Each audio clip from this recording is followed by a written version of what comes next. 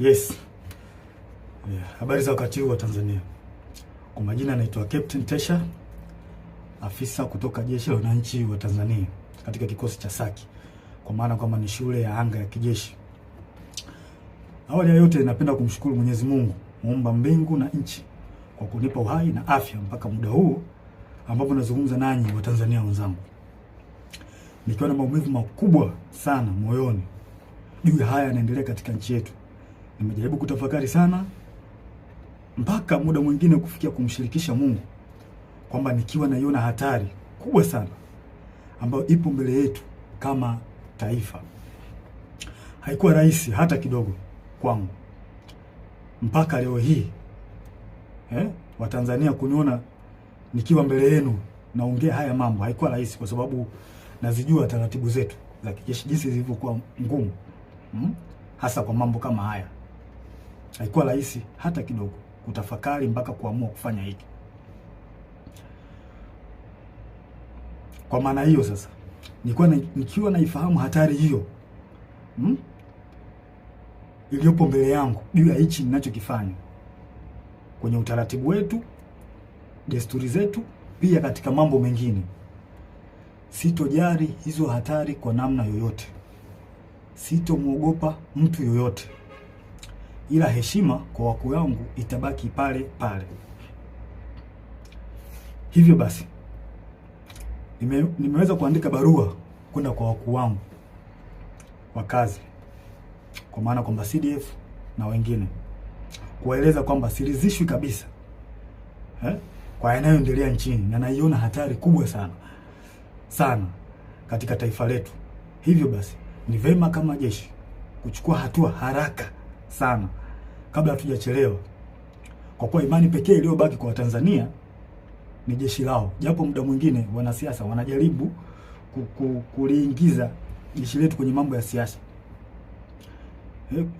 kulitumia ili uweze kufanikisha mambo yao, lakini tumebaki kuwa imara na bado tunaendelea kuaminika na Watanzania.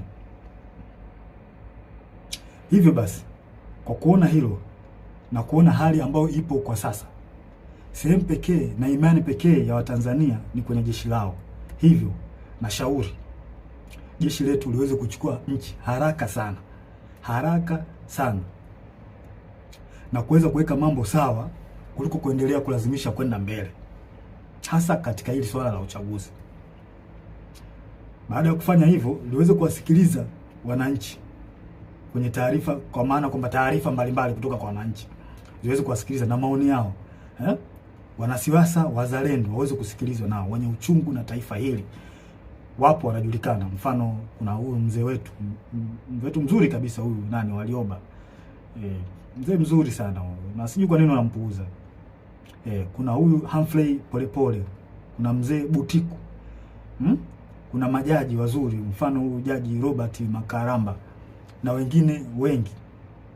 Pia viongozi wa dini, makundi ya haki za binadamu, viongozi wa staff wazalendo, kwa sababu kuna viongozi wa staff wengine sio wazalendo, wanaharakati wazalendo wanaoisaidia taifa kwa kuibua mambo mbalimbali, mfano mambo ya ufisadi, matumizi mabaya na madaraka, na kuibua mambo mengine ambayo yanaisaidia jamii kwa namna moja au nyingine kuweza kutatua kero mbalimbali za kijamii. Kama sasa tukipuuzia hili, basi tusije kuepuka lawama pindi mambo yatapokuwa mabaya. Yaani tusije kuepuka lawama kabisa kama tukipuuzia kufanya hivyo. Sasa nilikuwa naomba, kabla tujaendelea mbele zaidi, nilikuwa naomba kuna jambo moja tujaribu kuliangalia hapa. I think inaweza kutupa mwanga mzuri kwa mambo mengine ambayo nitakayoelezea hapo mbele. Kuna kitu kimoja kinaitwa deep state. Deep state. Nitaenda direct. Deep state ni kundi la watu wenye ushawishi mkubwa ndani ya serikali au taasisi za dola, ambazo wanafanya maamuzi za kushinikiza sera kwa siri bila kushirikisha au kutegemea ridhaa ya umma au viongozi walio madarakani kihalali. Mara nyingi kundi hili linaaminika kuwa linaendelea kushika madaraka hata serikali inavyobadili kupitia uchaguzi wa kidemokrasia. In short, ni serikali ndani ya serikali, au kwa jina lingine unaweza kuita remote controller. Ni serikali ambayo inafanya kazi nyuma ya pazia, na mara nyingi wanatumia ushawishi wa taasisi kama zifuatazo: jeshi, idara ya usalama, polisi, mahakama, wakurugenzi, ma-CEO wa mabenki na taasisi za fedha, viongozi wakubwa wa kibiashara na matajiri wakubwa, media, mfano TV, redio na magazeti, wasanii na watu mashuhuri, na muda mwingine wanaweza kutumika bila hata wao wenyewe kujijua kama wanatumika na hao deep state. Sifa kuu za deep state hapa nitazielezea, zipo 4. Ya kwanza, hufanya kazi kwa siri au covert operation, na wanafanya kazi hivyo ili wasiweze kugundulika, kwa sababu wakigundulika inaweza kidogo ikawapa shida. Namba 2, hawajibiki moja kwa moja kwa wananchi. Mara nyingi wanawatumia wanasiasa ambao wako upande wao. Kuna wanasiasa ambao wapo upande wa deep state, kwa hao ndio wanatumika moja kwa moja kufanya mambo yao serikalini. Hutumia taarifa za siri, propaganda au vitisho kudhibiti hali. Pindi mambo yao yanapoanza kujulikana na wananchi, mara nyingi wanatumia vitisho kwa kutumia vyombo vya ulinzi na usalama, au wanaweza kutumia media na baadhi ya watu. Nashangaa tu influencer from nowhere, mtu anaanza kumtukana mwenzake bila sababu.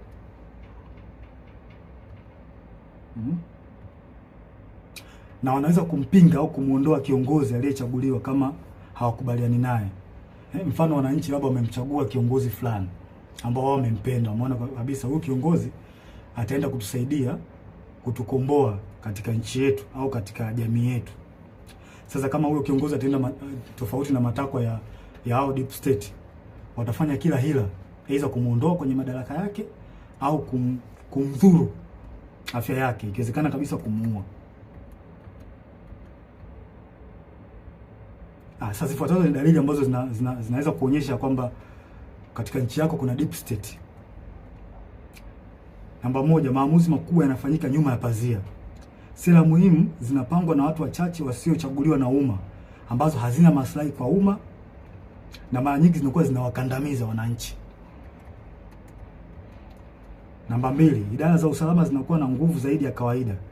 Vyombo vya ujasusi, mfano polisi, usalama, vinaonekana kutenda mambo kinyume na sheria au kibali kutoka serikalini au bunge, kwa sababu muda mwingine wanapokea amri kutoka huko kwenye deep state. Namba 3, ukosefu wa uwajibikaji.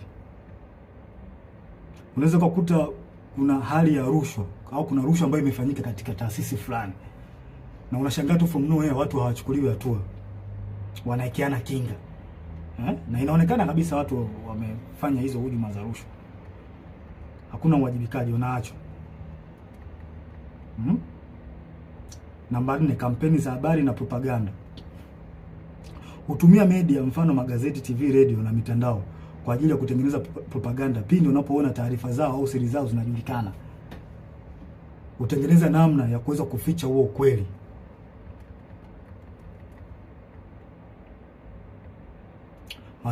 Namba 5, maslahi ya kiuchumi na kiusalama. Watu wachache sana, mfano wafanyabiashara wakubwa, familia za kitajiri na taasisi za fedha, wanashirikiana moja kwa moja na maafisa wa usalama au jeshi. Yaani wanakuwa kitu kimoja, wanatengeneza bondi. Na pia mikopo au tenda au mikataba ya kitaifa ambayo ina faida, wanapeana wao kwa wao. Wanapeana maslahi wenyewe kwa wenyewe. Si watu wazuri hao. Namba 6, kukandamizwa kwa wakosoaji au whistleblowers. Wapiga filimbi au waandishi wa habari za kichunguzi mara nyingi wanakandamizwa, ikiwezekana kuuliwa au kudhuriwa pindi wanapotoa habari zao, pindi wanapofichuliwa. Na vyombo vya habari muda mwingine vinavyofanya hivyo, mara nyingi wanachukuliwa hatua. Hivyo vyombo vya habari vinachukuliwa hatua na hao watu kwa sababu wana mkono mrefu.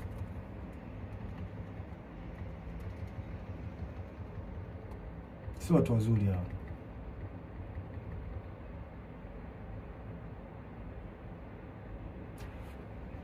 Huendeleza maslahi hata kama ni kinyume na matakwa ya umma au sheria. wananchi hata mkipiga kelele vipi kuhusu hali mbaya au matatizo ya nchi, wao hawajali. Yaani wanafanya mambo kwa maslahi yao, hawajali wananchi hawa watu. Hawajali kabisa. Wanafanya mambo kwa faida zao wenyewe. Sasa kwa namna hiyo mnaweza mkapata clear picture kuhusiana na hili jambo la deep state. Kwa mnaweza mkafanya comparison, mnaweza mkaangalia hali halisi na kinachotokea nchini kwetu. Je, hiko kitu kweli ni kipo? Kwa mimi ninavyoona na kwa ajili na kwa namna ambavyo nchi yetu inavyoendelea, hii jambo lipo kabisa bila hata kuficha. Hakuna kuficha hapa. Hili jambo lipo na linaongozwa na CCM mtandao, wanajiita mtandao hapa. Wapo chini ya Kikwete, Rostam Azizi, wakina marehemu Bernard Membe, Mungu lazima roho yake mahali pema peponi. Hawa watu ndio wanasababisha Tanzania isiendelee, wanarudisha nyuma nchi yetu. Na vile vile waliweza walimhujumu sana Dr. marehemu John Pombe Joseph Magufuli. Yeye mwenyewe alisema kuna watu wanamhujumu na Kikwete mmoja wapo. Alisema Magufuli bila ubishi. Hawa watu wa Tanzania wanatakiwa mwajue kwamba hawa watu hawana nia njema ya taifa hili. Hawana nia njema kabisa. Hawa ndio wanasababisha maendeleo yasipatikane kwenye taifa letu na usalama usipatikane kwenye taifa letu. Pindi nchi inapotaka kujikwamua iende sehemu moja kwenda sehemu nyingine, hawa wanatengeneza vipingamizi. Wanazuia. Kwa manufaa yao binafsi. Ikitokea mikataba ambayo ina manufaa kwa nchi, wao wanaingilia kati, wanaichukua wao na wanajinufaisha wao. Wananchi msitegemee kuendelea hapo. Mtapata shida. Nashangaa tu changamoto haziishi hospitalini, dawa za wagonjwa. Hivi kweli nchi yetu mpaka ilipofikia mpaka leo hii tunahangaika na dawa za wagonjwa kweli? Hii haileti picha nzuri kwa kweli. Yaani baada ya kwenda mbele kama taifa tunarudi nyuma. Na hawa watu sio kuwavumilia. Kikwete sio mtu wa kuvumilia kabisa. Na tusione haya kueleza ukweli. Tusione haya kueleza ukweli katika jambo hili. Hawa watu sio wazuri. Na kwa mujibu wa Humphrey Polepole aliweza kuelezea vizuri hili jambo. Kwamba hawa watu walikuwepo tangu kipindi cha Mwalimu Nyerere. Na waliweza kutaka kujaribu kurubuni uchaguzi wa mwaka 1995. Walitaka waingie wao kwenye huo uchaguzi. Mnaweza mkaona sasa namna hawa watu waliokopo na watu hatari. Hawa watu hawakubaliki na tusikubali kama taifa. Tusikubali kwa ruhusu hao, kwa sababu hawa watu wakiendelea kuwepo, wakiendelea kushika hizi nyazi, tusitegemee kupata maendeleo. Tusitegemee kabisa. Na tuambiane ukweli wa Tanzania. Na ukweli siku zote tukiambiana ukweli unaponya taifa. Kwa hiyo kila mtu akikaa kimya, kuogopa sijui haitosaidia. Tutazidi kurudi nyuma hata mfanye kazi vipi my friend. Mtaletewa makodi ya ajabu, mtaletewa hiki, hata faida yenyewe kwenye biashara yako hutaiona. Na ndivyo kinachoendelea hata sasa hivi. Mnajionea wenyewe. Kwa hiyo hawa watu CCM hawa mtandao sio watu wazuri. Sio watu wazuri kabisa. Wadhibitiwe. Wanalihujumu taifa. Kabisa. Wanalihujumu taifa hawa watu. Wachukuliwe hatua kali. Wadhibitiwe kabisa. Na muda mwingine wanajaribu kutafuta zile sehemu ambazo zina nguvu. Mfano kama jeshi letu. Jeshi letu still bado lipo imara sana. Lipo imara sana. Wao wenyewe wanaona hii ni sehemu pekee ambayo wanaweza wakajifichia au wakapita huko kurahisisha mambo yao. Mfano wa mambo ya uchaguzi. Wanajua kwamba wakitumia jeshi wanaweza wakapitisha mambo yao. Na hili swala sio zuri. Na mimi ningependa nimshauri afande Sidif awe makini sana hawa watu. Hapo. Asipokuwa makini nao tutalipoteza hili taifa. Watanzania hawatakuwa na sehemu nyingine ya kulilia. Sehemu pekee iliyobaki sasa hivi ni kwenye jeshi. Jeshi ndio sambo iko strong mpaka muda huu. Hizo sehemu nyingine, sijui mahakama, polisi, tayari Watanzania hawaziamini. Na huo ndio ukweli. Tusifiche mambo hapa. Huo ndio ukweli. Tusifiche mambo. Hebu afande CDF, naomba tuangalie kitu kimoja na wenzangu. Mnaweza tunaweza mkapata tafakari kidogo hapa.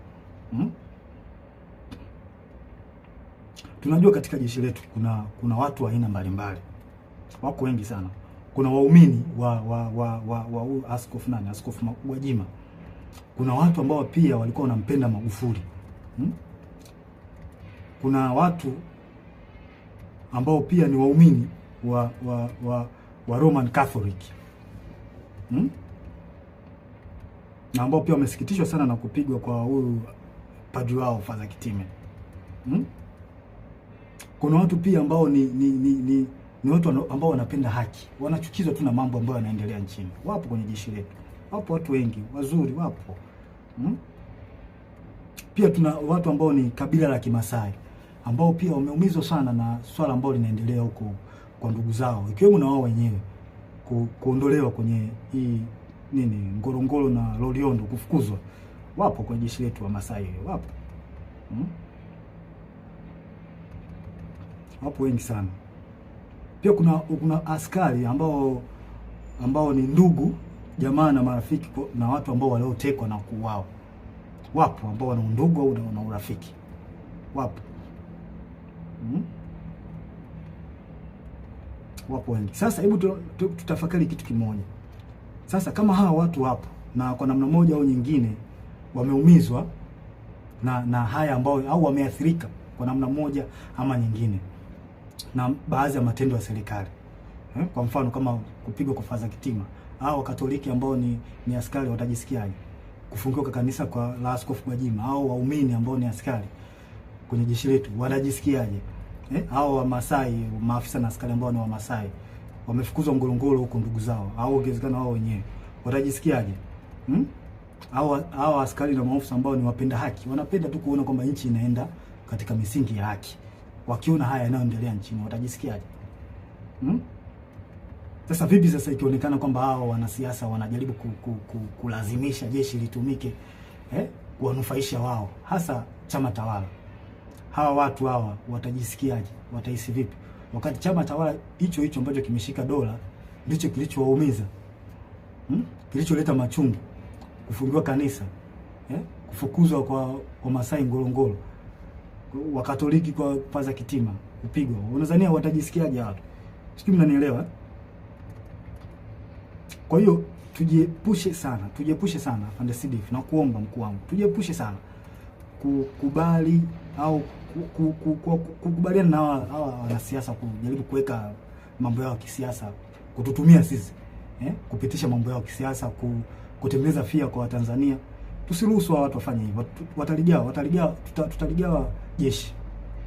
Hao wanajeshi hao waliofanyiwa haya yote nilioeleza, wana maumivu, tunajua wana maumivu makubwa kiasi gani? Wanajisikiaje kwa ambayo yanafanyika? Au waliotendewa ndugu zao, maaskofu zao, wanajisikiaje? Tunajua wanawaza nini kwenye akili zao. Je, vipi sasa wakihisi kwamba hao wanasiasa wanataka kulitumia jeshi lao, watajisikiaje? Si wataona kama jeshi nao limewatenga, liko upande wa watu ambao sio watu wazuri? Hii ni hatari sana kwa taifa. Tusikubaliane hata mara moja. Na mimi binafsi sikubaliani nayo. Sikubali jeshi kuhusishwa na mambo ya siasa, kwa sababu ni hatari. Ni hatari kwa taifa. Tuambiane ukweli. Yaani ukweli utatusaidia sana. Na haya mambo hata alishasema baba wa taifa Mzee Warioba, alishakataza sana. Tusirihusishe jeshi kwenye mambo ya siasa. Tutaharibu nchi. Tutaleta mgawanyo mkubwa sana. Teta mambo. Kuna maaskari na maofisa ambao wanapendezwa sana na the way huyu mwenyekiti wa Chadema Tundu Lissu anavyofanya hizo siasa zake, wanapendezwa nao. Huwezi kumlazimisha mtu, hivyo kitu kipo moyoni mwake. Sasa vipi sasa wakiona kwamba jeshi linahusishwa na wanasiasa wanalitumia kwenye mambo ya watu watawala ambao wamemzuru au wanaendelea kumshikilia vibaya huyo wao Tundu Lissu, watajisikiaje? Tunatengeneza bomu ambalo linaweza kuja kutulipukia baadaye tukashindwa kulidhibiti. Tujiepushe sana na haya mambo. Sio mambo mazuri kabisa, yanahatarisha taifa letu kwa kweli. Tusiweze kuyavumilia kabisa, tuwe wazi kuyaongea. Sasa huu ni ushauri wangu kwanza, tusidanganye kwamba wananchi hawajui kinachoendelea. Hilo swali inabidi tulitoe kabisa akilini mwetu kwamba wananchi hawajui wananchi wanajua vizuri kinachoendelea. Tusijidanganye kwa hili. Kwanza nashauri kitu cha kwanza, jeshi lichukue nchi na kufanya mambo yafuatayo. Tuzuie uchaguzi. Afande Sidif, na kushauri zuia uchaguzi. Huu uchaguzi una mtego mkubwa sana. Umekiuka sheria, katiba ya nchi. na sisi pekee upande wetu ndio tunaweza kuzuia. Neki hawawezi, kwa sababu nao wanatufaika katika hili. Kwa mkuu wangu na kushauri usiingie kwenye mtego wa kuruhusu huu uchaguzi kufanyika. Na kama tukiruhusu, tutakuwa tumekosea sana Watanzania. Huu uchaguzi una makashfa mengi, kashfa za rushwa, ubabaishaji kwenye kila sehemu, ubabaishaji. Sheria zinavunjwa. Hivi tujiulize, unaingiaje kwenye uchaguzi taifa likiwa limegawanyika? Hivi hatuoni haya mambo, hatuoni au tumeziba masikio yetu kwamba taifa limegawanyika? Mkuu, tusiruhusu taifa limegawanyika. Hili swala halina kificho, linaelezeka na linaonekana. Viongozi wa dini wameshauri, mzee Warioba, mzee Butiku, wameshauri sana juu ya haya mambo. Lakini watawala wameendelea kuwa na viburi, hawataki kuwasikiliza. Japo hawa wanashauri vitu vya msingi, hawataki kuwasikiliza. Maana yake nini? Kipi kinafichwa mpaka kulazimisha uchaguzi? Kipi kipo Ikulu ambacho kinalazimisha uchaguzi kufanyika? Mnaficha makosa yenu, hamtaki makosa yenu watu wengine wakichukua nchi makosa yenu yasijulikane. Kwa hili hamtoki. Hivi tunaingiaje kwenye uchaguzi ukiwa na kashfa kubwa nzito, wizi wa kula? Na kwa nini kauli nzito kama Mheshimiwa Polepole, ambapo NIDA amesema kwamba NIDA na NEC na sisi zimeunganishwa pamoja mfumo? Hii kauli haiwezi kupuuziwa. Hatuwezi kuacha ipite hivi hivi hata kidogo. Uchaguzi usimamishwe ili swala lichunguzwe. Na pia inanipa mashaka na nashangaa tangu hii kauli tolewe, sijui kama kuna hatua zozote zilizochukuliwa mpaka sasa hivi. Sijui. Na hii inanipa mashaka. Na juzi kati hapa nilikuwa kijijini, kwa kwenye kijiji fulani. Kamwona kijana anapita amevaa nguo ya CCM, ameshika simu na karatasi ya majina. Nikamwita, nikamwambia hebu nione hiyo karatasi yako hiyo na majina. Kuangalia nikaona namba, sijui namba za NIDA, sijui majina, sehemu, mwaka wa kuzaliwa. Nikamchunguza, nikaangalia na kwenye smartphone yake nikaona mfumo kwamba anaweka jina pale. Anachagua sijui amezaliwa mwaka gani, anaweka. Kile kitu kilinipa mashaka sana. Kimenipa mashaka. Na imani hata baadhi ya Watanzania mtakuwa mmeliona hivi vitu, mtakuwa mmekiona. Sasa mimi nimejishuhudia kwa macho yangu. Sasa hii sio, haileti picha nzuri na ni hatari katika taifa. Hatuwezi kupuuzia. Hatuwezi kuacha mambo yaende hivi hivi. Haiwezekani. Tunaendaje kwenye uchaguzi ukiwa kwenye kiongozi wa chama cha upinzani amewekwa ndani? Tena kwa hila. Sasa kama tumekubali demokrasi, kwa nini tusikubali kuishi nayo? Na uzuri wake ni ipo kwenye katiba. Demokrasi imeruhusiwa, mfumo wa vyama vingi imeruhusiwa kwenye katiba. Kwa nini tunakataa au hatutaki au tunatengeneza mazingira kutokubaliana nayo, kwenda nayo? Mtweni huyo mtu. Hao wenye chama chao wanataka wamtoke, huyo mtu atolewe au haki itendeke. Tusifanye mambo kioleo. Tunalipoteza hili taifa. Tukiendelea kukaa kimya, hili taifa litapotea. Na mimi sipo tayari kwa hilo. Sipo tayari kabisa. Sasa tunaendaje kwenye uchaguzi tukiwa na malalamiko ya tume huru ya uchaguzi? Na hiki ndio kiburi ambacho CCM wanapata. Kwa sababu wanaona wanaweza kuimiliki hii tume huru.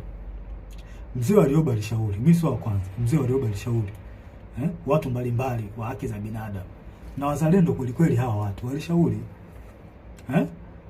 walishauri kwamba hii tume huru ya uchaguzi jaribu kurekebisha baadhi ya mambo. Wao hawataki, wanalazimisha tu mambo kwenda hivi hivi. Kwa nini wanalazimisha? Wanaficha nini? Kwa nini wanalazimisha? Kama chama tawala kinajiamini kimefanya maendeleo, iwape hao tume huru ya uchaguzi. Wananchi si wanaona kwamba chama hiki kimefanya maendeleo. Watakipa tu kula. Watakipa kula kuliko kuhangaisha haki za watu hapa. Tunamkosea Mungu. Tunamkosea Mungu, na hii ni hatari katika taifa. Haiwezi kuvumilika hata kidogo. Haya, tunaingiaje kwenye uchaguzi kwa kuna tuhuma za rushwa ndani ya chama, iko chama tawala CCM na nje? Kwa nini tunakuwa na upuuzwaji wa kufuatilia mambo ya rushwa ambazo zinaweza kuhujumu uchaguzi na kupata kiongozi ambaye hastahili? Kwa nini? Hawa watu nini? Hawa wanaita watu wa kupambana na rushwa, PPCB. Mnafanya kazi gani? Kwa nini namchunguzi? Kuna viongozi kuna tuhuma za viongozi wa watu walitoka Chadema kwenda sijui chama gani, chama cha nini cha umma. Kuna tuhuma hapo kwamba hawa watu, kuna tuhuma za rushwa, walienda huko ili kwenda kuhalalisha uchaguzi. Vipi, mmezichunguza hizo tuhuma au mnaacha mambo yaende? Mkiacha mambo yaende, mnaharibu taifa. Nawaambia, mnaharibu taifa. Hili taifa mnaliharibu mkiacha mambo, msipotimiza majukumu yenu. Mnaliharibu taifa, na hili alikubaliki. Na sijui mnalipeleka wapi hili taifa. Hili swala lichunguzwe. Hizi tuhuma haziwezi kaachwa zipite hivi hivi tu. Alafu mnalazimisha uchaguzi ufanyike. Hakuna uchaguzi hapa mpaka hizi tuhuma zichunguzwe, ujulikane ukweli. Yaani from nowhere Chauma, watu ambao walikuwa wana nini? Wanalisha nini? Wanalisha ubwabwa. Eti ghafla ndio kimekuwa chama kikuu cha upinzani. Hiyo ikubaliki na ingia kilini. Hakuna uchaguzi wa namna hiyo. Mungu hajabariki hilo. Na Mungu kama angekuwa amebariki hivi vitu vingeenda tu vizuri.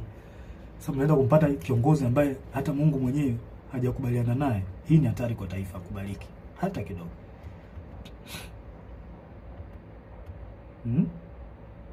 Sasa tunaingiaje kwenye uchaguzi kwa kuna uonevu zaidi wa chama cha upinzani?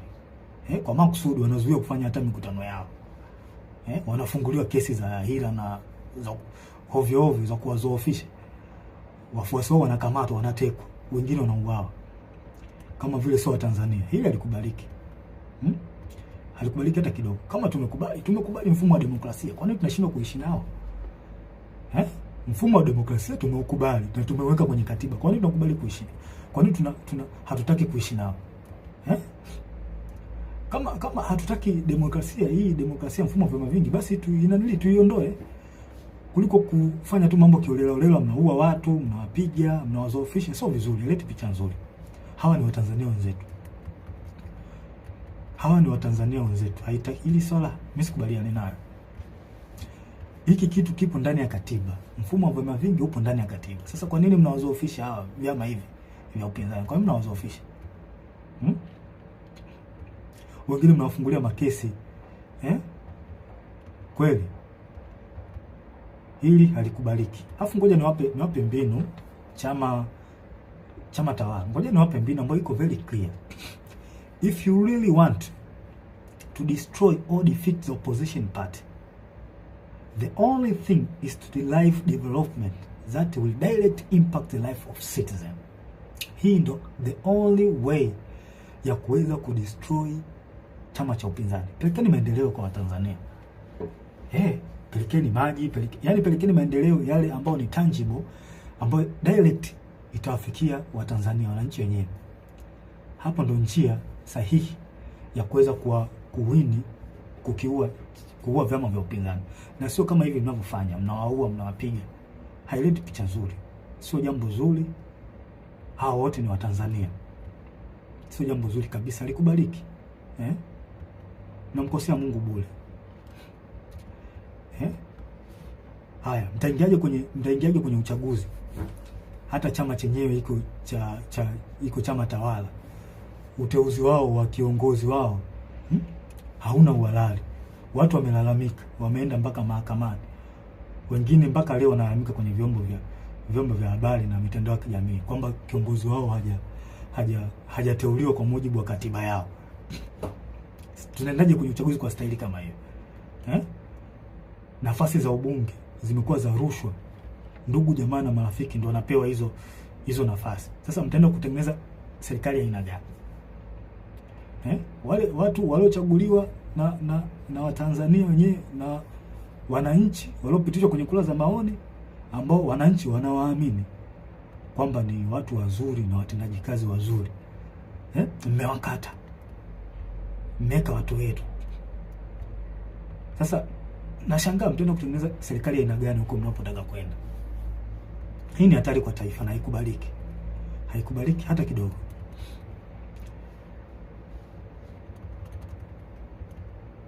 Haikubaliki na haivumiliki.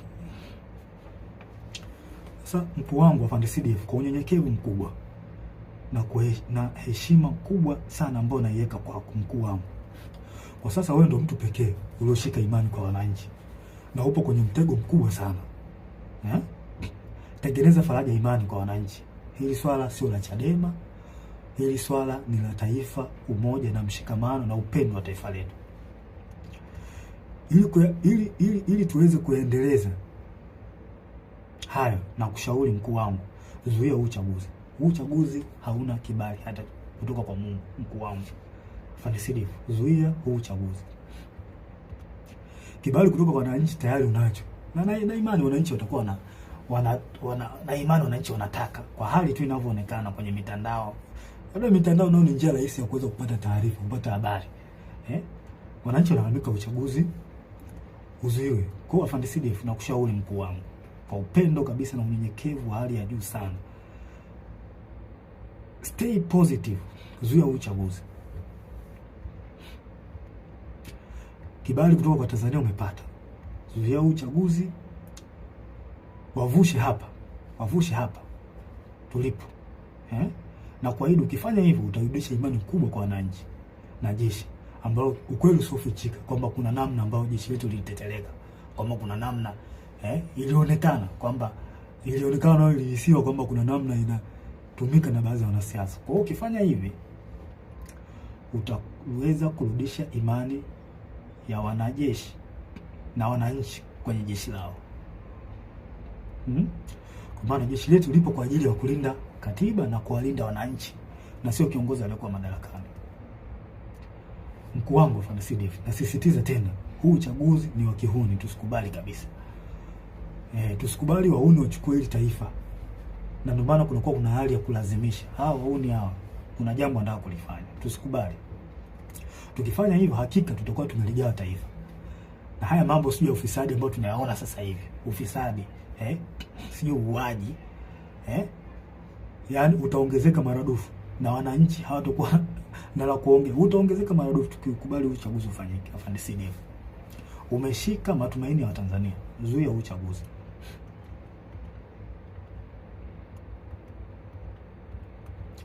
Na haya mambo, hata hii kashfa hii ya kuuliwa kwa Magufuli, Tanzania hawa si watumia wenyewe kwanza, ndio hawa wanatumia. Sasa just imagine kwamba wamechukua hili taifa, wamechukua. Nani atachunguza kifo cha Magufuli kama wao wenyewe ndio wanahusika?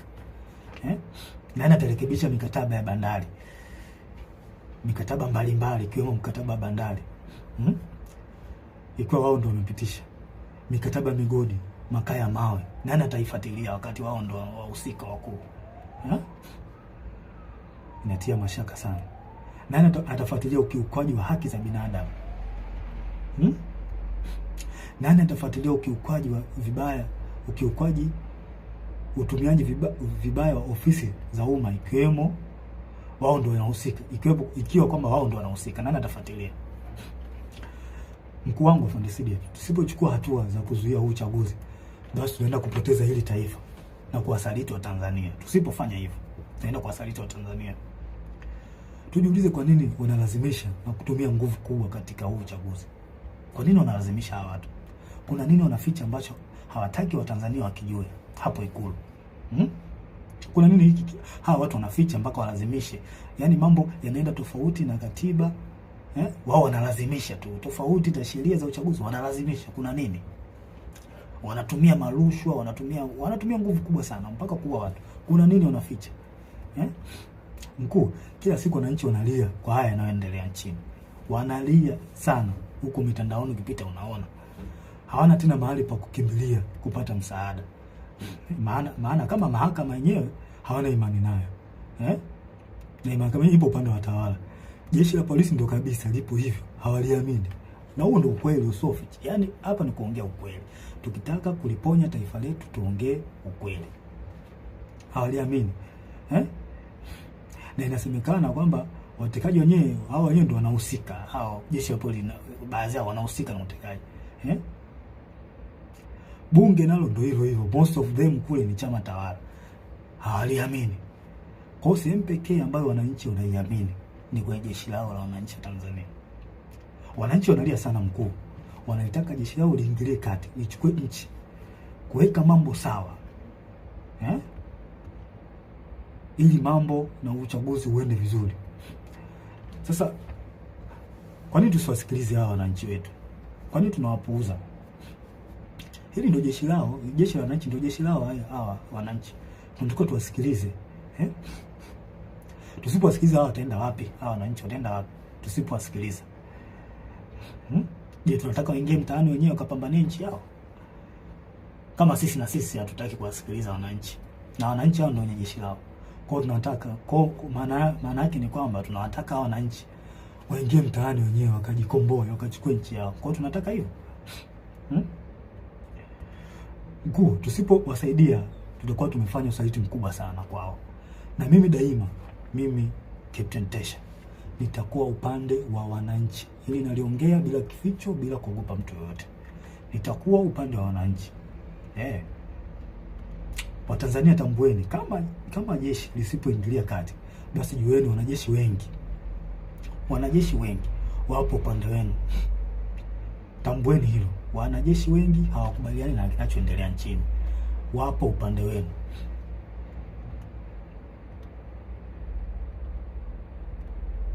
Hakuna kuzuia. Hakuna kuwazuia tena. Nendeni mkadai haki yenu ya kikatiba, wala msogope. Na hakuna kutia huruma tena. Nendeni mkachukue nchi yenu kwa mujibu wa katiba. Maandamano yapo kwa mujibu wa katiba. Na haya mambo hata baba wa taifa aliongea, Mwalimu Julius Kambarage Nyerere. Tusikubali wahudi waichukue nchi. Tukiwa wazembe, wapole, wahuni watakuja kuwatawala. Kwa hiyo tusikubali. Wananchi mko upande sahihi. Hawa watawala wamewapuuza maoni yenu. Na kama wamepuuza, maana yake ni nini? Chukueni haki yenu, tendeni haki yenu. Hakuna kuogopa, hakuna kutia huruma tena. Sasa na ole wake polisi au mtu yoyote hawazuia Tanzania kudai haki yao ya kikatiba. I promise you hutobaki salama. Wewe utakaowazuia wananchi kudai haki yao ya kikatiba, hutobaki salama. Nasema hili wazi bila kificho. Siogopi mtu yoyote.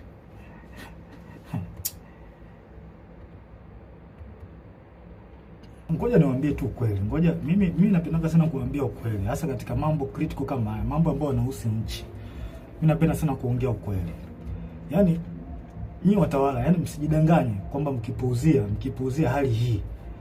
Mkipuuzia hali hii kwamba msijidanganye kwamba mambo yataseto. Kama miaka yote ya uchaguzi mambo yanavyokuwa, kwamba watu wa Tanzania wataongea alafu baadaye watasahau, wataliacha. I promise you this time is different. Kwa hali ninavyoiona, this time is different. Hiki kipindi ni tofauti na nyakati nyingine zote. Wazungu wanakuambia, wana kauli yao, wanakuambia what brought you success yesterday does not guarantee victory tomorrow. Njia ambazo ulizozitumia wewe kupata success kipindi kilichopita, usitegemee kwamba ukizitumia njia hizo kwamba zitakupa faida. Hapana, unapotea. Sio hivyo. Haiwezi kawa hivyo siku zote. Sasa I promise you mambo hayatakuwa mazuri.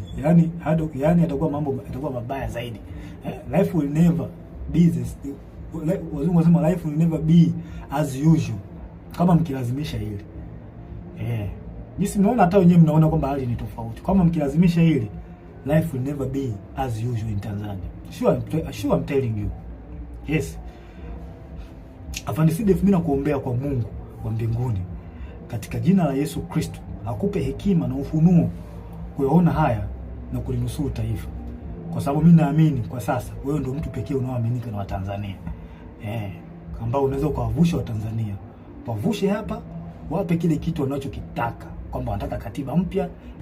Yasikilizwe maoni ili tuweze kuvuka Watanzania kwa pamoja. Tanzania kwetu wote. Ya Watanzania wote. Kwa nini tunawanyanyasa hawa Tanzania jamani? Haileti picha nzuri. Kwa kweli, haileti picha nzuri. Tunakula kodi zao. Lazima tuwasemee. Swala la pili, Afande Sidef. Uchunguzi wa kifo cha aliyekuwa rais na amiri jeshi mkuu wetu, askari namba 1, John Pombe Joseph Magufuli. Rais Magufuli alikuwa askari namba 1 na amiri jeshi mkuu. Alikuwa kipenzi cha Watanzania. Kama sio wote basi walikuwa wengi wao. Pamoja na askari walikuwa wanampenda sana huyu mtu. na mimi ni mmoja wapo, nampenda sana, nilimpenda sana na still bado nampenda sana huyo mzee. Kipenzi cha Tanzania. Sasa na inawezekana pia hata waliokuwa wanamchukua by that time, kwa sasa hivi inawezekana kuna hali ambayo imeanza kuja kwao, kwamba wanawezekana kwamba wanaona kwamba mtu alikuwa sahihi, kwamba walifanya makosa kumchukia, na hisi hivyo, na kuna baadhi tayari washa admit. Magufuli aliongoza nchi kwa uzalendo hali ya juu, ana hamna mtu asiyejua hilo kwamba huyu mtu aliongoza nchi kwa uzalendo mkubwa sana. Kifo chake kimewahuzunisha watu wengi sana ndani ya nchi na nje ya nchi, hilo halina ubishi.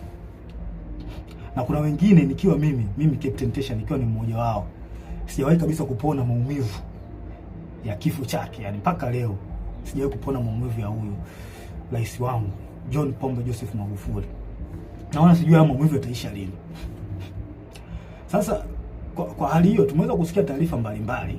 Of course hizi taarifa tuliweza kuzisikia mwanzoni kabisa kwa kipindi cha kifo chake. Mimi nilizisikia hizi taarifa mapema sana, ila sasa nikawa sina taarifa, sina uhakika nazo. Nilizisikia kutoka Kenya, na hawa mabloggers, YouTubers, mabloggers walisema baadhi yao kwamba Magufuli ameuliwa na Kikwete. Kuna baadhi yenu nahisi hizo taarifa mtakuwa hamna kuficha vitu hapa. Kuna baadhi yenu nahisi hata hizi taarifa mtakuwa mlizipata mwanzoni kabisa baada ya kifo cha Magufuli. Umeona bwana? Sasa tumeweza kusikia taarifa ya kwamba kuna uwezekano kifo kimemsababisha na kupangwa na CCM mtandao. CCM mtandao hao wanaikao kwa watu ambao sio wajua CCM mtandao. Hao ni Kikwete, Rostam Azizi, na marehemu Mungu lazima roho yake malipema peponi Bernard Membe. Hao ndio CCM mtandao ambao wanajulikana, na wengine ambao hawajulikani. Sasa hivi tunaanzaje kupuuza taarifa za kifo chake? Tunaanzaje kupuuza hizo taarifa za kifo chake? Pamoja na kwamba zilitolewa kwenye vyanzo vingi, lakini mtu kama Humphrey Polepole sio mtu wa kumpuuza hata kidogo. Huyu mtu yani utumishi wake unaeleweka. Ameshika nyadhifa mbalimbali sehemu tofauti, na kwa kweli ni mchapakazi kweli. Kweli mimi nampenda huyu mtu kwa uchapakazi wake. Nampenda. Nataka nijifunze baadhi ya vitu, nataka nijifunze kutoka kwake. Ni mtu mzuri sana. Mtu mzuri sana. Sasa tunaanzaje kupuuza taarifa zake? Tunaanzaje kuzipuuza hizo taarifa za Polepole? Hizi taarifa zake haziwezi kupuuzwa hata kidogo. Na nahisi hata usalama wa taifa wanazo. Polepole ameeleza hata hizi taarifa za kuuliwa kwa Magufuli hizi, usalama wa taifa walikuwa wanazijua. Na hata CCM wenyewe baadhi yao walikuwa wanajua. Na hili sala inanisikitisha sana mimi binafsi. Linanisikitisha sana. Na nahisi hata wazalendo wengine inawasikitisha kwamba tangu taarifa hizi zimetolewa hakuna hatua yoyote iliyofanyika. Na huyu mheshimiwa Polepole ameeleza vizuri sana kwa ushahidi situation nzima ilivyokuwa, ameeleza vizuri tu kwamba amiri jeshi mkuu kuna uwezekano ameuawa na wanamtandao. Sasa najiuliza, hivi utaratibu wa kupuuza taarifa muhimu kama hizi kwenye taifa letu umeanzia lini? Umeanzia lini kupuuza taarifa ya kifo cha mheshimiwa wetu Magufuli? Umeanzia lini kupuuza taarifa zinatolewa na mtu kama Polepole? Mnapuuza. Kwa nini mnapuuza? Kwa nini mjafanya uchunguzi mpaka sasa hivi? Hili swala linasikitisha sana na linatia mashaka, na sijui tunaelekea wapi kama taifa. Hivi ni kweli tupo serious kama taifa? Hivi kweli tuna mapenzi mema na taifa letu, au tunaigiza uzalendo? Na kuna watu wengine wanaigiza uzalendo, yani wao wanaigiza, hawana ule uzalendo kutoka moyoni. Wapo kwa ajili ya maslahi. Hii tabia kuchukulia poa mambo muhimu katika taifa letu limeanza lini? Hili alikubaliki. Watanzania wanataka kifo cha mpendwa wao kichunguzwe. Tena ikipendeza jeshi lenyewe lichunguze kifo chake haraka sana bila kuogopa mtu yoyote, na haki itendeke. Hatuwezi kukubali tu mambo yaende hivi hivi tu, yani kwamba mambo ya kwamba okay taarifa ishatolewa kwa tunaacha mambo yaende hivi hivi. Hilo alikubaliki. Na isema hii dhahiri kwa moyo, hilo alikubaliki. Kifo cha Magufuli kichunguzwe. Hatuwezi kukaliacha ile swali linapita hivi hivi. Hilo swala haliwezekana, haliwezekane. Lazima tuchunguze. Tena nashauri kwa dhati. Tena nashauri kwa dhati kabisa moyo wangu na ukweli mtupu, nashauri mtandao wote wakamatwe, waweke ndani haraka bila kumwogopa mtu yoyote, kwa sababu hakuna aliyejua hiyo sheria. Hakuna mtu, mtandao wote waliotajwa na Humphrey Polepole, kwa sababu hata usalama wa taifa hizi taarifa wanazo. Hao nani watu wa CCM wa taarifa wanazo juu ya kifo cha Magufuli, kwamba taarifa zilitoka awali kabisa hata kabla Magufuli mwenyewe kuondoka. Hawa watu wakamatwe, hawa CCM mtandao wakamatwe haraka sana, yani haraka iwezekanavyo, wakamatwe waweke ndani. Kikwete na wenzake wote wawekwe ndani, wasije wakakimbia nchi hawa, yani wawaiwe haraka sana, yani nashauri haraka sana. Afande CDF, nakuomba, hii ni muhimu sana, naomba ingilia kati, haki itendeke katika hili. Kifo cha Magufuli kichunguzwe. Sasa ningependa nigusie kitu kimoja.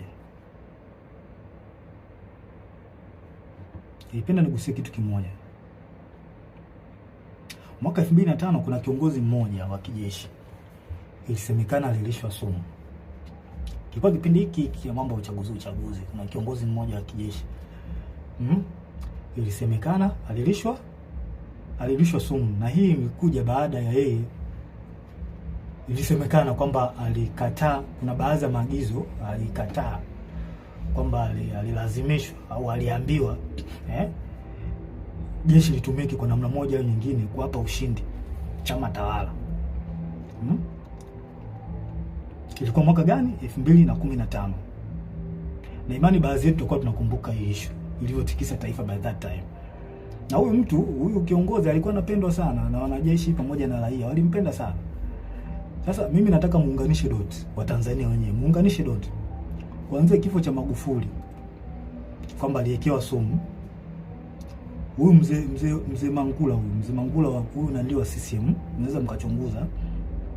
Na watu wote waliokuwa wapo tofauti kimsimamo au kimawazo na Kikwete wapo wapi mpaka kipindi hiki? Na pia ikiwezekana muweze kuunganisha dot mpaka kipindi cha Nyerere, zeni mtapata majibu, alafu mjiulize huyu mtu ndio mnataka mumrudishe madarakani. Maana hakuna asiyejua, yani kulazimisha hii issue nzima, kulazimisha uchaguzi huu.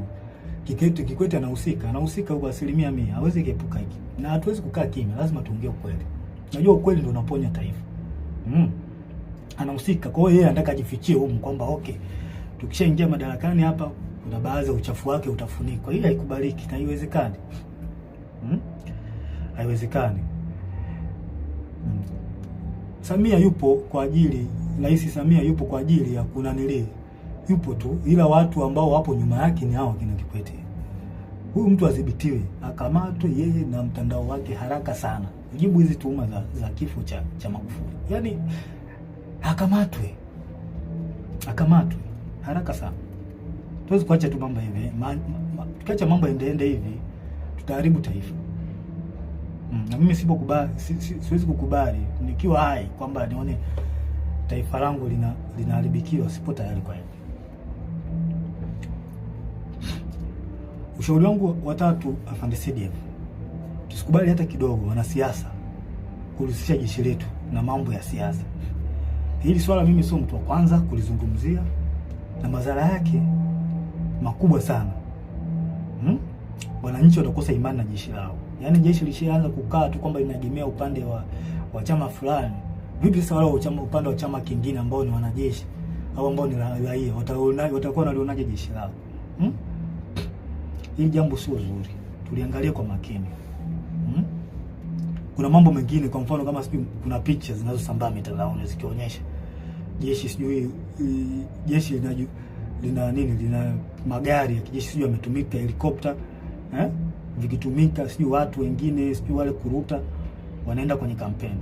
Hili jambo ni kama ni kweli, jambo halileti picha nzuri. Haileti picha nzuri kabisa kama ni kweli. Tunaharibu nchi. Sasa vipi sasa, kwa mfano chama kingine kinaomba sasa magari au kinaomba helikopta kwamba okay, kwa sababu mmewasaidia watu fulani na sisi tunaomba mtusaidie. Vipi wakiomba tutawapa?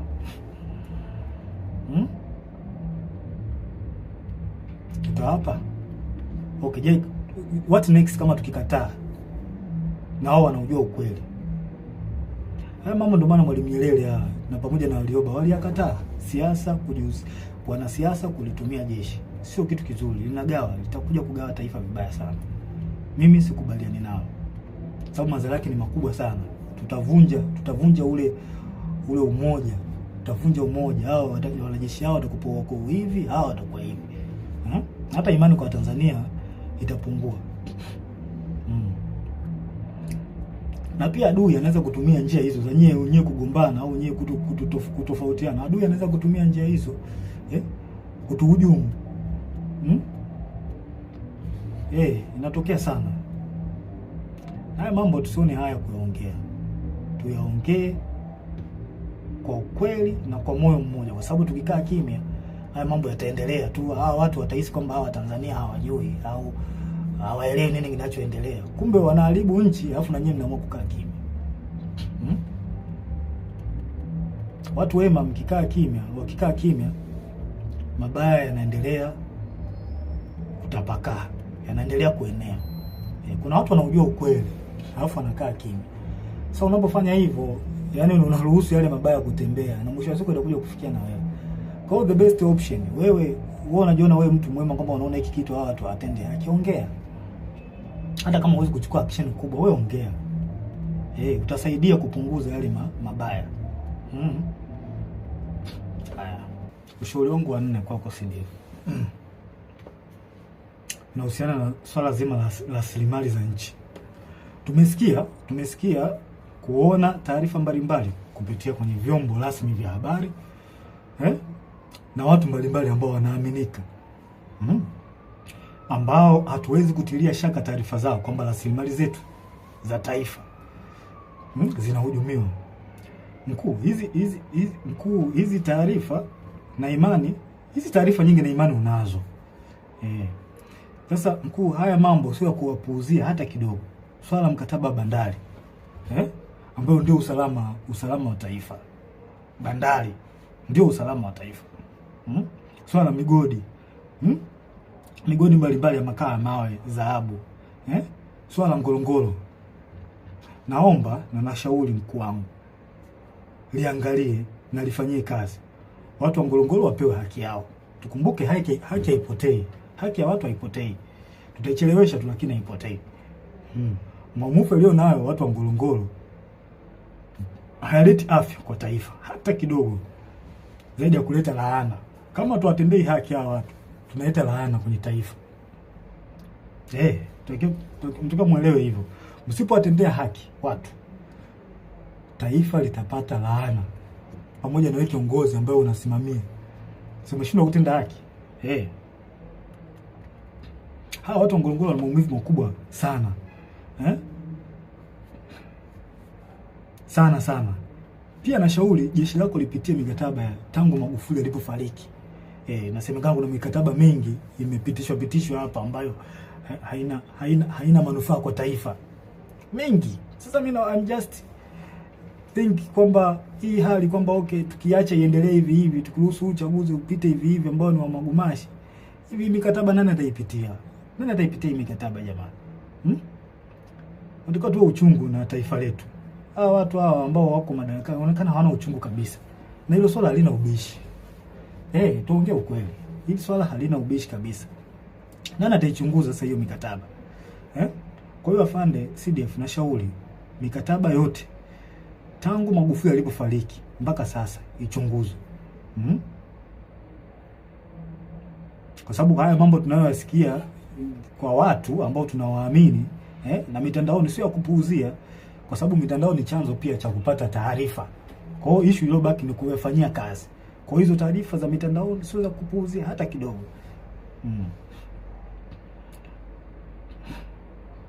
Tukikuta tu kwamba tumeuza nchi, na watu kianza kupuuzia mambo ya mikataba, naweza nikuta kwamba tumeuza nchi bila kujijua. Na kuanza kuhangaika sijui na kodi za bodaboda, sijui kodi za mawinga. Kama mawinga nao mtu amemaliza zake chuo, ameamua ajishikize tu kuwa winga, eti naye anatakiwa alipe kodi. Huu ndo mwanzo wa kuonyesha kwamba rasilimali zetu zimeuzwa. Mnashindwa kusimamia rasilimali vizuri, mnaanza kuhangaika na watoto. Boda mlimbisha kodi ya nini? Winga. Mtu yuko Kariakoo kule anajitafuta, mnataka mumlipishe kodi. Sijui kodi za kufanya biashara mtandaoni, sijui ukiposti nini, sijui mambo ya kodi. Kweli ndio tumefikia huko. Haikubaliki. Afande CDF, naomba uione hii hatari. Hii halikubaliki. Kodi za mtandaoni. Yaani mtu anafanya biashara yake, anaposti vitu vyake, nataka muende kumdai kodi. Does not make sense. Hii haina maana kabisa. Hii sio ishara nzuri kwa taifa.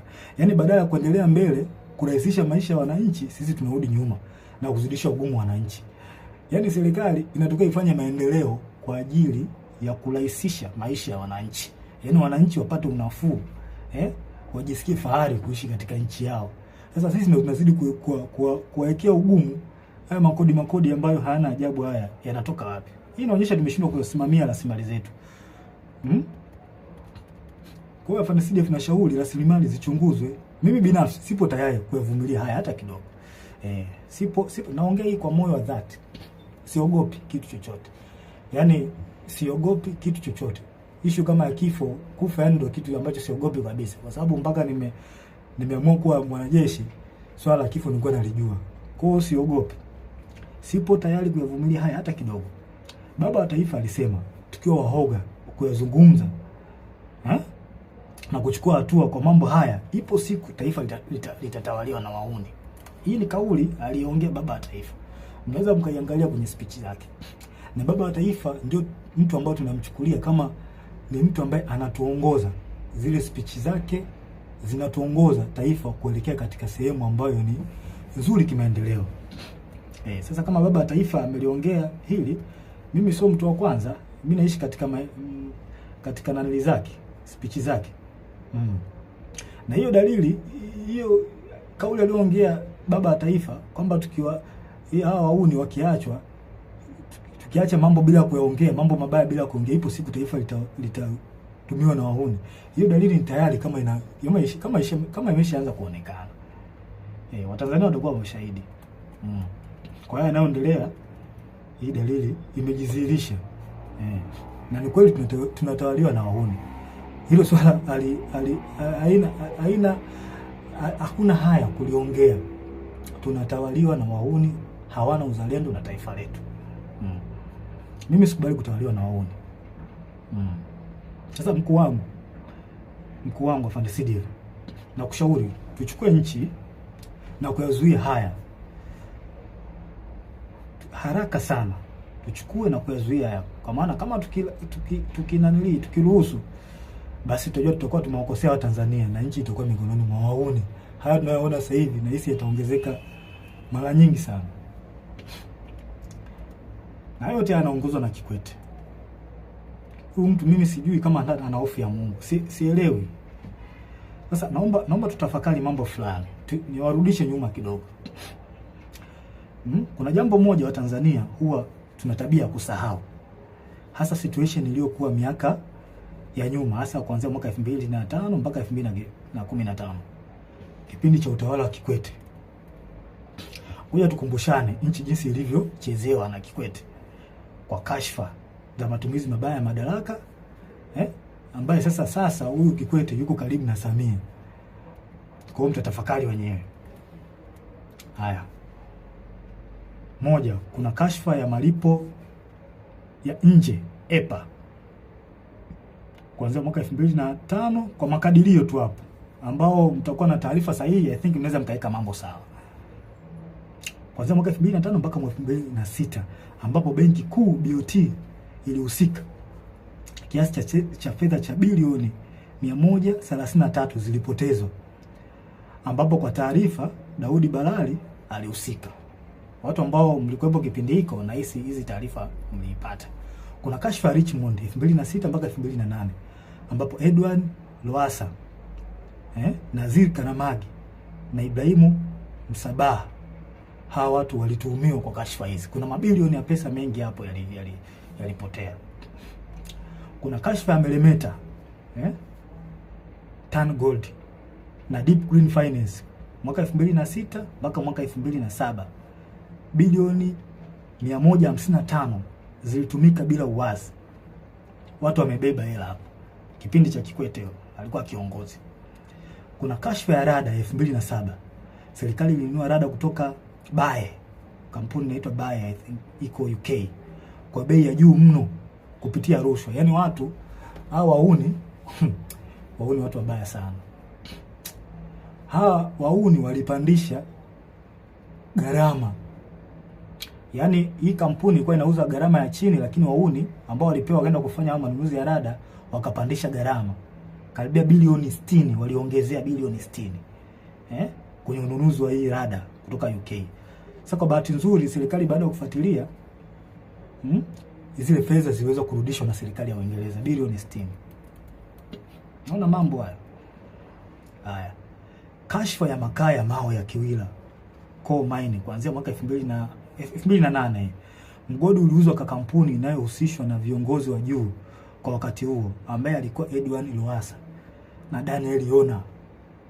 Mabilioni ya shilingi ya ununuzi wa mgodi wa mikopo. Yaani hao inaonekana walinunua mgodi.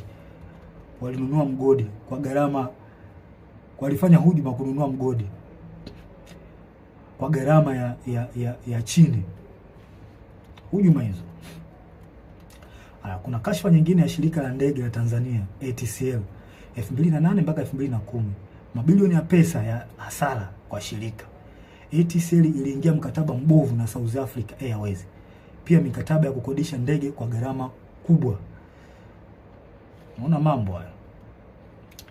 Kashfa ya TTCL na ZTE mwaka 2008 2010 ambapo TTCL iliingia mkataba na kampuni ya Kichina uliokuwa na gharama kubwa na usio na faida kwa taifa. Kiasi cha fedha cha bilioni 70 zilipotea.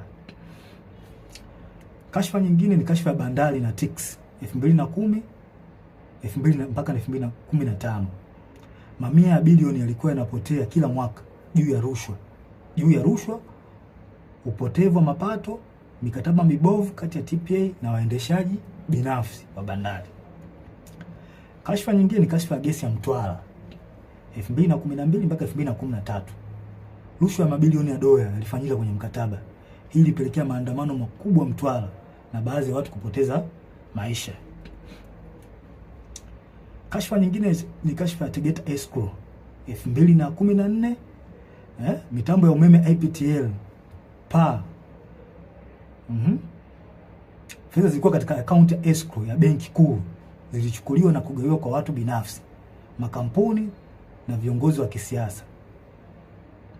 Kuna viongozi hapa waliokuwepo kwenye hii kashfa, kuna Sospita Muongo na viongozi wengine waliohusika.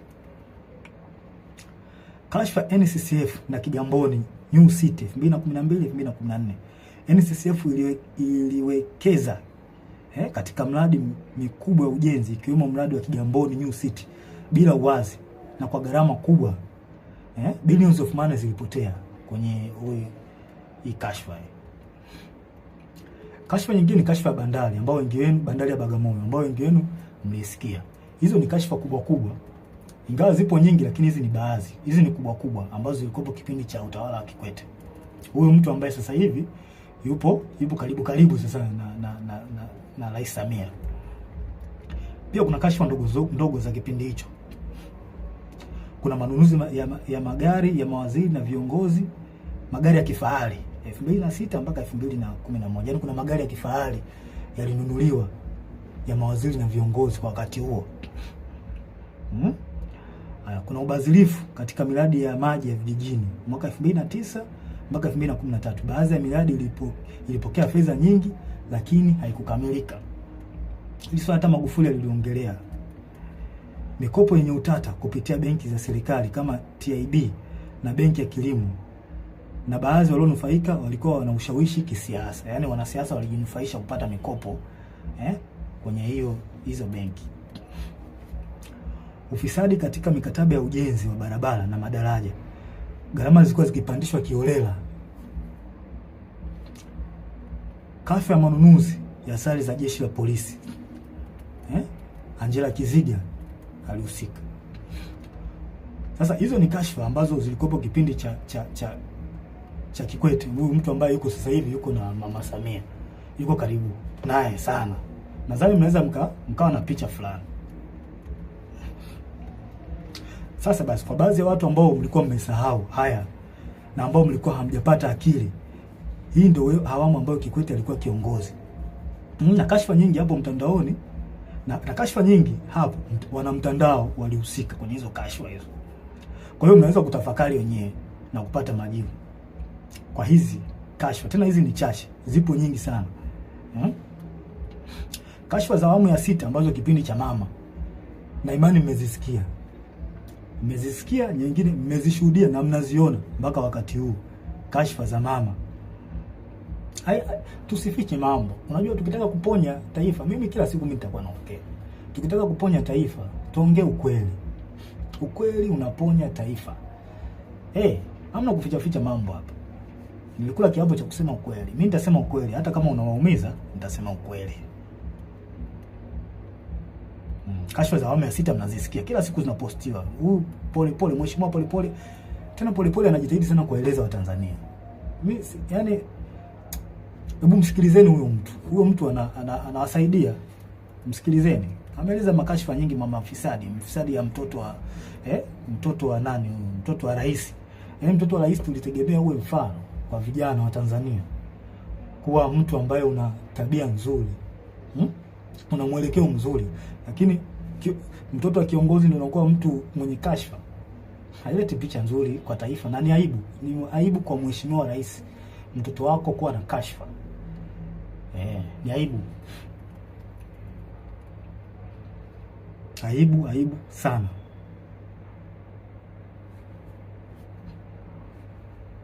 Hizo kashfa za awamu ya 6 mnazijua na zimeelezwa na Polepole na wanaharakati wazalendo. Kuna wanaharakati wazalendo sana wa taifa hili. Wanajaribu kuibua mama kwa lengo la kuwafahamisha, kuwafungua macho wananchi, muelewe kwamba mjue nchi yenu inaendea wapi. Wamejitahidi sana hawa wazalendo. Wanatoa taarifa mbalimbali na taarifa hizo nyingi zina ukweli. Nyingi zina ukweli. Unaona, hata kwenye masuala ya uongozi mambo tu yanaenda ovyo ovyo. Yaani kipindi hiki mambo yanaenda ovyo ovyo. Mambo haeleweki, ni kama nchi haina kiongozi. Lazima tuongee ukweli, hamna kuficha hapa. Rushwa kila sehemu, yani rushwa zimetapakaa. Hivi mradi mdogo kama ule wa mwendo kasi ule. Mwendo kasi kweli ndio kufikia stage hii. Watu wanapita kwa kuingia madirishani. Watu wanajaa mpaka unakaa juu. Ni kweli? Kweli tunalipeleka wapi ile taifa? Kitu kidogo kama mradi ule wa mwendo kasi tunashindwa ku-manage. Je, standard gauge hii tutaiweza hii? Na wasiwasi na tunapoelekea sio pazuri. Kweli. Na mimi nitaendelea kuongea ukweli. Nitaendelea kuongea ukweli daima. Kwa hiyo mnataka umjue huyo Kikwete ni mtu aina gani? Ambao mnamtetea baadhi yenu. Nataka mumjue kipindi chake alifanya mambo gani. Hawa watu hawafai kabisa. Hawana uzalendo wala uchungu na Tanzania. Nyie ambao mpo gizani mpaka msaizi, hamuyaoni haya. Naombea kwa Mungu mpate ufunuo tu, muweze kuyaona haya. Ushauri wangu wa 5 kwa CDF. Afande CDF, na kuomba kwa hekima kabisa, watu wafuatao waweze kukamatwa, wapelekwe kwenye vyombo vya sheria juu ya tuhuma zinazowakabili. Watu hao ni huyu mtoto wa Kikwete, mtoto wa Samia Abdul Kikwete mwenyewe, rais mstaafu, Rostam Aziz, Angela Kiziga, na huyu mkurugenzi wa usalama wa taifa Mumba. Wakamatwe haraka sana kabla ya kukimbia nchi kujibu tuhuma zinazowakabili. Yaani hili swala tusione haya. Kama tupo upande wa haki, tusione haya kuzungumzia hivi vitu. Hawa watu wakamatwe. Wameharibu sana hili taifa. Hatuwezi kuacha watu wachache wachafue na kuharibu taifa. Haiwezekani. Wakamatwe haraka sana bila kuogopa wala kuonea haya. Hawa watu sio kuacha hata kidogo. hawawezi kuepuka mkono wa sheria. Sio watu kuacha. Kwa haya yanayoendelea hawawezi kuepuka mkono wa sheria. Na hii inaonyesha ndio maana wanalazimisha uchaguzi. Ili wafiche uchafu wao. Inatabidi tulifikirie hili swala. Kwa nini hawa watu wanaficha, wanalazimisha sana uchaguzi? Kuna vitu ambazo wanavificha. Je, na sisi tumekubaliana kuna hivyo vitu wanavyovificha kwamba tumekubaliana kwamba tuviache tu? Tunalipeleka wapi taifa? Na shauri mkuu, hawa kabla kukimbia nchi, wakamatwe haraka sana, wawekwe kwenye vyombo vya sheria. Sio watu kuacha hata kidogo. Wanalazimisha uchaguzi, Kuna vitu ambavyo wanavificha hawa. Haiwezekani. Haiwezekani kabisa. Na hakuna uchaguzi. Hakuna uchaguzi wa namna hii. Hakuna uchaguzi. Tukiwaruhusu hawa watu wafanye huu uchaguzi ambao hauna haki wala kibali kwa Mungu, tunaenda kulipoteza taifa. Na tusije kusema kwamba kumlaumiana baadaye. Tusije kulaumiana. Hakuna uchaguzi wa namna hii. Hakuna. Mimi wajibu wangu ni kuwalinda Watanzania. Na kuwalinda Watanzania nitawalinda kwa namna nyingi.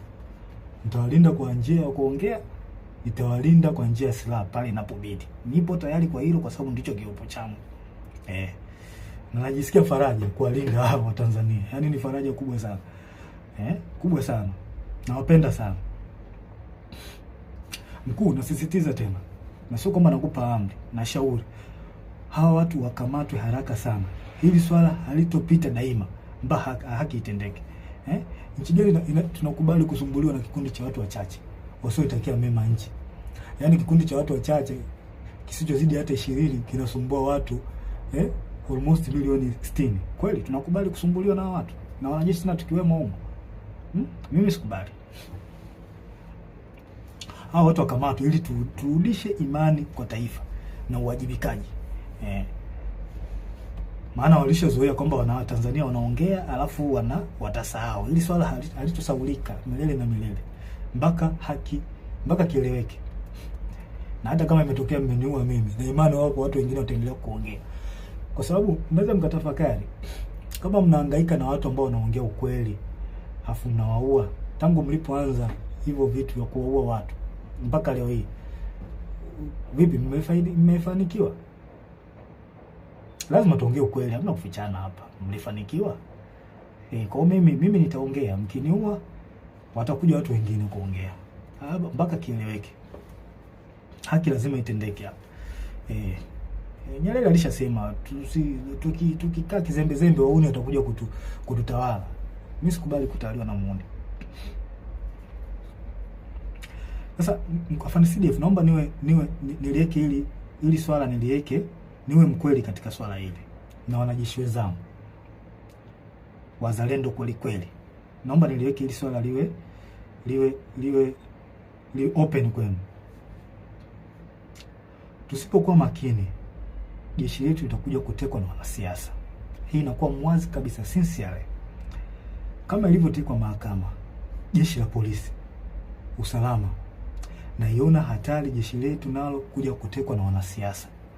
Na tusidanganye kwamba kwetu halitotokea. Hiyo inawezekana na dalili zishaonekana. Lakini this time itakuwa tofauti na miaka yote. Hawa watu wamefanya maovu mengi sana. Hawa kina Kikwete, Rostam, Samia, wametumiwa kwa mambo mengi sana, maovu na mazito kweli kwa taifa hili.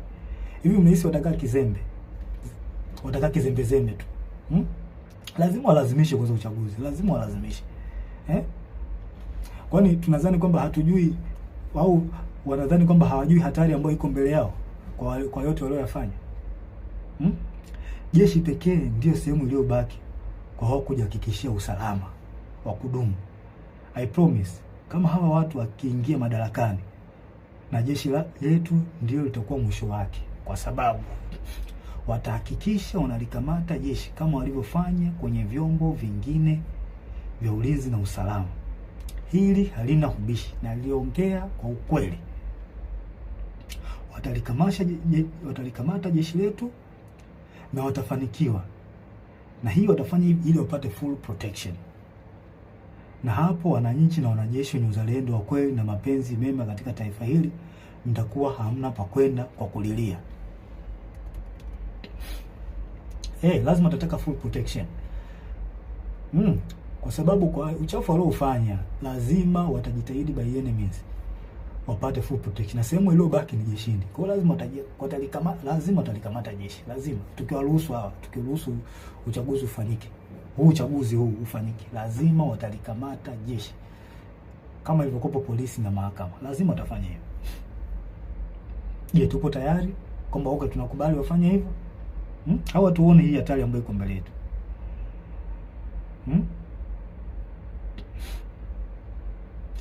Narudia tena, jeshi pekee ndio sehemu iliyobaki wao kujihakikisha usalama wao wa kudumu. Hivyo basi watahakikisha wanalikamata effectively.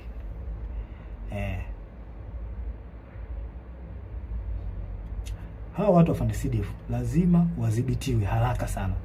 Na sio jambo la kupuuzia hili. Ushauri wangu sio jambo la kupuuzia hili FARDC. Hawa watu wadhibitiwe haraka sana. Sio watu wazuri hawa. Sio watu wazuri kabisa. Yaani sio watu wazuri. Sasa wanasiasa wastaafu, wanasheria wastaafu, viongozi wa jeshi wastaafu, viongozi wa dini, hivi hamuoni hii hatari ambayo iko mbele yetu? Ingawa baadhi yenu mmejitokeza kuongea, lakini wengi wenu bado mpo kimya. Au mnadhani kwamba hili swala haliwahusu? Now I promise you, hii hatari mkikaa kimya, kwa sababu nyinyi mnajiona mko salama, nyinyi viongozi wa staafu na wengine mnaona mnakaa tu kimya, mnajiona mko salama. I promise you, hii hali ikitokea, madhara yake na nyinyi mtakuja kuona baadaye. Lazima itawafikia. Lazima mtawafikia, itawafikia tu. Sasa hivi mnaona kwamba mnakaa kimya, mnaacha tu mambo yanafanyika ovyo ovyo, nyinyi mnakaa kimya. Au mnanufaika na nyinyi? Na washauri viongozi wangu wastaafu, viongozi wa dini, msikae kimya. Taifa linaenda kupotea. Tuwe kweli katika hili. Msikae kimya, taifa linaenda kupotea. Msikubali uchaguzi ufanyike. Hakuna mchaguzi wa aina hii. Wanalazimisha kwa sababu wanajua mambo yao waliyofanya, uchafu waliofanya. Na ndio maana wanalazimisha sana. Tuongee ukweli. Hakuna kuficha hapa. Kuna swali lingine ambalo mheshimiwa Polepole alizungumzia. Na mimi napenda tu nilisisitizie.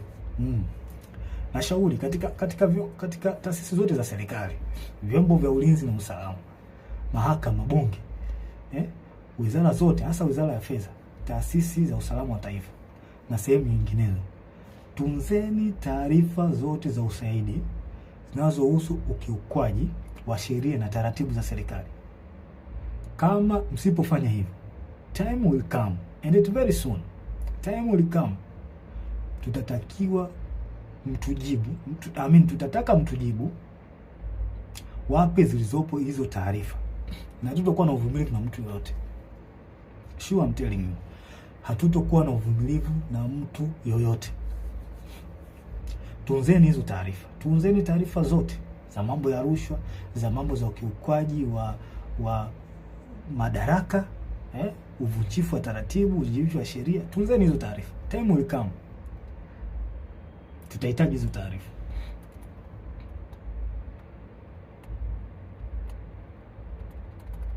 Hatuwezi kuacha mambo yanaenda hivi hivi tu kwenye taifa. Yaani sasa tutakuwa ni taifa la aina gani? Kwamba tuache tu watu wanafanya wanayoyafanya, tuache. Hili halitakuwa ni taifa. Tanzania inaheshimika sana. Sasa watu wachache tusikubali waliharibu taifa letu. Iko kitu hakiwezekani. Hakiwezekani mbinguni na duniani.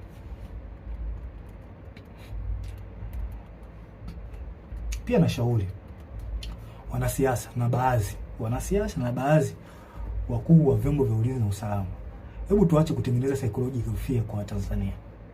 Hayo mambo yashapitwa na wakati. Tuache kutengeneza psychological fear kwa Tanzania, kutisha mara sijui kupita mitaani. Hayo mambo yashapitwa na wakati. Tuwe watu wa kisasa, tuwe watu ambao tunafikiria positively. Hayo mambo yashapitwa na wakati. Uwezo kutumia njia hiyo ya miaka yote, kwa sababu ilikusaidia kipindi kile na kipindi hiki basi kitakusaidia. Tuache. Waache Watanzania wafanye mambo yao kwa mujibu wa katiba. Kama issue ya maandamano ipo kwa mujibu wa sheria na katiba. Waacheni wafanye haki yao. Kwa nini mnatengenezea mazingira ya kuwatishatisha? Hii jambo sio jambo zuri. Tunavunja katiba mnapofanya hivyo. Maana mkifanya hivyo mnaongozea hasira hawa watu. Mwisho wa siku wanakomaa, wanazoea, wanaona kumbe watafanya hivi, kumbe watafanya hivi. Kumbe wanapita mtaani wanananili. Hebu tubadilike, hili sio jambo zuri, halina afya. Njia pekee ya kutuliza mambo hapa, yani njia pekee, the only way to settle down all the problem ni kufanya mwafaka wa kitaifa.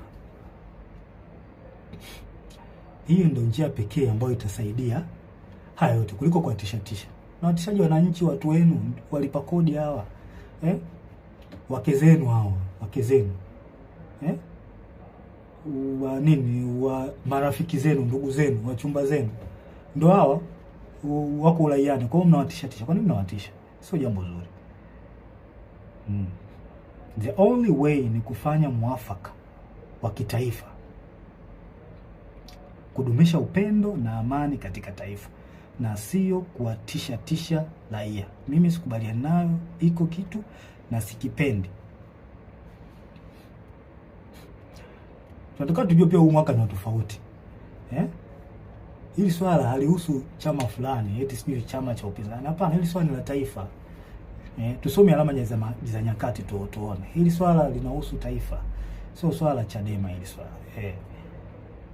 Kwa mwaka huu mnabidi muangalie hata nyenye tofauti wa huu mwaka. Watu waridhishwe na endelea nchini. Mwafaka wa kitaifa unahitajika. Na ningependa niwashauri wa Tanzania, wananchi, sincerely, mpo katika right track. Mnachokifanya au mnachotaka kukifanya, sijui maandamano, mpo sahihi. Mpo sahihi kwa sababu hata baba wa taifa ameliongelea hilo. Mpo katika right track. Mna baraka zote kutoka kwa baba wa taifa, mna baraka zote kutoka kwa Mungu na hata kwangu. Na pia mnataka mtambue kwamba asilimia kubwa ya wanajeshi wapo upande wenu. Wengi hawezi kutoka hadharani kama nilivyotoka mimi, kwa sababu sio ujasiri wa kila mtu ambaye anaweza kufanya hivi. Ila mtambue wanajeshi wengi na askari, hata kwenye polisi huko na sehemu nyingine, wapo upande wenu. Hapo upande wenu kabisa. Na kwa sababu mnachokisimamia ni haki na kinaonekana, basi jua hata baba wa haki ni Mungu wetu, Mungu wa mbinguni, yupo upande wenu. Hakuna kuogopa wala kutia huruma. Hili naliongea kwa msisitizo. Hakuna kuogopa wala kutia huruma. Na ole wake. Yaani hapa naliongea sasa kwa kumaanisha ole wake polisi au mtu yoyote atakayewazuia Watanzania kutimiza haki yao kikatiba. Siku inakuja, I promise you, siku inakuja tutakuuliza kwa nini ulikubali kupokea amri ya kuwazuia hao watu au kuwaua au kuwazuru. Kwa nini ulikubali kufanya hivyo? Najua muamini, lakini siku iko njiani. Hatuwezi kuacha taifa lipotezwe na watu wachache. Iko kitu akikubali, hakikubaliki hata kidogo. Hayo mambo 6 yalikuwa ushauri wangu kwa wakuu wangu. Kwa hiyo kama mkiona inafaa kutekeleza, basi itakuwa jambo la heri, itakuwa jambo zuri, kwa sababu lengo ni kulisaidia taifa letu, kuliokoa katika hiki kipindi. Na tusidharau kwamba hakuna hatari. Hatari ipo na ni kubwa sana. Sasa jambo lingine la mwisho, ningependa tu niwashauri wasanii na ma-influencers, wasanii mbalimbali na ma-influencers, vioo vya jamii hao wanajiita. Wasanii, jitahidini mkae upande wa wananchi. Huo ni ushauri ambao nawapa, japo sio wa ulazima sana, ila ningependa niwashauri mkae upande wa wananchi. Jifunzeni kwa wasanii wengine wa nchi nyingine. Matatizo kama haya yakitokea, angalieni woga wanakaa upande gani. Huo ni ushauri wangu wa bure na ni mzuri kabisa. Kama ikiona inafaa, mnaweza mkautekeleza. Ila kama mkiona haifai, pia mnaweza mkauacha. Nimemaliza. Ila kabla tarehe 29, Mungu akitupa uhai, nitarudi tena kabla ya tarehe 29, na kama kutakuwa hakuna mabadiliko yoyote nitarudi tena. Lengo ni kuliokoa hili taifa, tulisaidie, hatuwezi kukaa kimya. Nitarudi tena kabla ya tarehe 29. Asanteni na watakia wakati mwema. Mungu awabariki sana.